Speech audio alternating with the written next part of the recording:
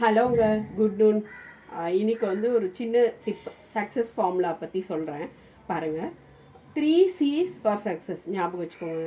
Concentration, creativity, communication. இது 3 தான் இந்த 3 Cஸோட அக்ரனம். சக்ஸஸ் அப்படிங்கிறதே ஒரு பெரிய டெஃபினிஷன் கொடுக்கணுங்க. அது வந்து ஃபிக்ஸட் கிடையாது, இண்டிவிஜுவல் பர்சனுக்கு அது வேரி ஆகும். இந்த ஃபார்முலாவும் அப்படி தான், ஃபிக்ஸட் இல்லை. உங்களுக்கான ஃபார்முலாவை நீங்கள் டிரைவ் பண்ணிக்கோங்க. இதை சப்ட்ராக்ட் பண்ணிக்கலாம், ஆட் பண்ணிக்கலாம், இல்லை எப்படி வேணால் போகலாம். சக்ஸஸ்னால் என்னன்னு நான் சின்ன வயசில் இருக்கும்போது என் ஃப்ரெண்டுக்கிட்ட கேட்டேங்க.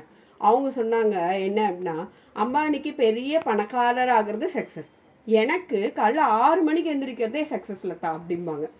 ரொம்ப அழகான டெஃபினிஷன் இது. எல்லாருக்கும் சக்ஸஸ் ஒன்றும் இல்லை, எல்லாரும் எல்லார மாதிரியா ஆகவும் முடியாது. உங்களுக்கான யூனிக் பார்த்த யூனிக் வேயை நம்ம தான் டிரைவ் பண்ணணும். ஸோ எனக்கானதை நான் டிரைவ் பண்ணியிருக்கேன் பேஸ்ட் ஆன் மை எக்ஸ்பீரியன்ஸ். நான் நிறையா பர்சன்ட்டை பேசுனதை வச்சு இது 3 இருந்தால் நம்ம சக்சீட் ஆக முடியும் அப்படின்னு நான் டிரைவ் பண்ணியிருக்கேன். ஜஸ்ட் சொல்கிறேன் கேளுங்க. இன்றைக்கி கான்சன்ட்ரேஷன் பற்றி மட்டும் நம்ம பார்ப்போம், ரெஸ்ட் ஆஃப் த விஷயத்த லேட்டராக பார்ப்போம். கான்சன்ட்ரேஷன்னா என்னங்க? கவனம் அப்படின்னு அர்த்தம். எந்த ஒரு விஷயத்து மேலேயும் நம்ம 100% கவனம் செலுத்தினா நமக்கு டெப்த் நாலேஜ் கிடைக்கும், நிறைய டீட்டெயில்ஸ் கிடைக்கும். அதுக்கான என்னென்ன வேலை நம்ம அதில் மாற்றம் கொண்டு வரலாம், எப்படி சக்சீட் ஆகலாங்கிற அந்த பாத் வந்து எக்ஸ்டாப்ளிஷ் ஆகும் இஃப் யூ கான்சென்ட்ரேட். கான்சென்ட்ரேட்னா என்ன அப்படின்னு சிம்பிளாக சொல்லணும் அப்படின்னு சொன்னால், நீங்கள் பாருங்கள், ஒரு எக்ஸாம்பிள். மகாபாரதத்தில் துரோணாச்சாரியர் அவங்க ஸ்டூடெண்ட்ஸ்க்கு பாடம் எடுக்கும்போது லைனாக நின்று அந்த மரத்தை பாருங்கள், பறவை பாருங்கன்னு சொல்லுவார். எல்லாருக்கும் என்னென்ன தெரியுதுன்னு கேட்குறப்போ எல்லாரும் வந்து எனக்கு மரம் தெரியுது, கிளை தெரியுது, பிரான்ச் தெரியுது, லீவ்ஸ் தெரியுது, பேர்ட் தெரியுது அப்படிம்பாங்க. அர்ஜுனன் மட்டும்தான் என்ன சொல்லுவான், எனக்கு பறவையோட கண்ணு தெரியுதுன்னு சொல்லுவான்.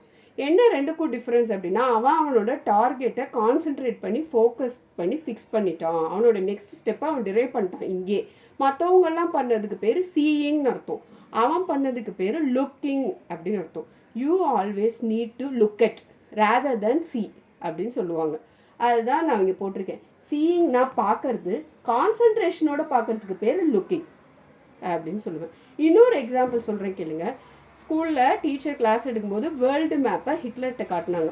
இங்கெங்கே இந்தந்த கண்ட்ரி இருக்குது, ஜெர்மனி இங்கே தெரியுது அப்படின்னு. எல்லாரும் ஓகே நாங்கள். ஹிட்லர் சொன்னார், எனக்கு வேர்ல்டே ஜெர்மனியாக தெரியுது அப்படின்னு. அவரோட ஃபோக்கஸ் ஜெர்மன் வேர்ல்டு ஆளணுங்கிறத அவர் அப்பயே செட் பண்ணிட்டார். அந்த கான்சன்ட்ரேஷன் தாங்க நான் சொல்ல ட்ரை பண்ணது. அவர் பண்ணது லுக்கிங், மற்றவங்களாம் பண்ணுறது சீயிங். இதுதான் டிஃப்ரென்ஸ். இதே தான் டிஃப்ரென்ஸ் ஹியரிங்க்கும் லிசனிங்க்கும். ஹியரிங்னா கேட்கறது, கவனமாக கேட்கறதுக்கு பேர் லிசனிங் அப்படிம்பாங்க. ரீடிங்னா படிக்கிறது, கவனமாக படிக்கிறதுக்கு பேர் ஸ்டடியிங். இன்னொரு எக்ஸாம்பிள் சொல்லணும்னா, இப்போ பிளைண்ட் மேன் படி ஏறுறது அப்படிங்கிறது லுக்கிங். ஈச் அண்ட் எவ்ரி ஸ்டெப்பை அவர் கவனமாக கான்சென்ட்ரேட் பண்ணி அந்த படி ஏறி மேலே போகணும். நாம் ஏறுறது ஜஸ்ட் சீயிங், நம்மளால் டக்குன்னு ஏறிட முடியும்.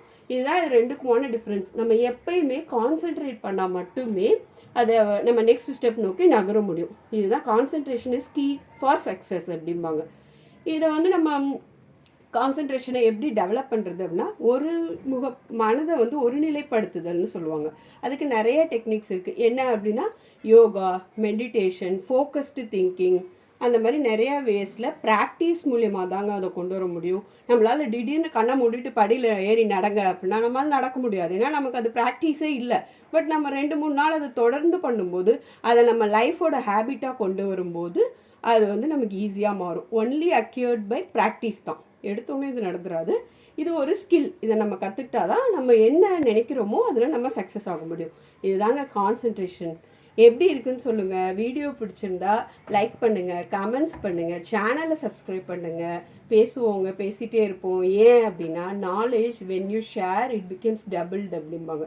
நம்ம ஷேர் பண்ண அது மெக்னிஃபை ஆகிட்டே இருக்கும். நீங்கள் ஷேர் பண்ண, நான் ஷேர் பண்ண, நம்ம எல்லாரும் ஷேர் பண்ணும்போது we all will become intelligent, ரைட்டா? அதனால தாங்க இந்த ஷேரிங் ரொம்ப important. So stay connected. Thank you for வாட்சிங்.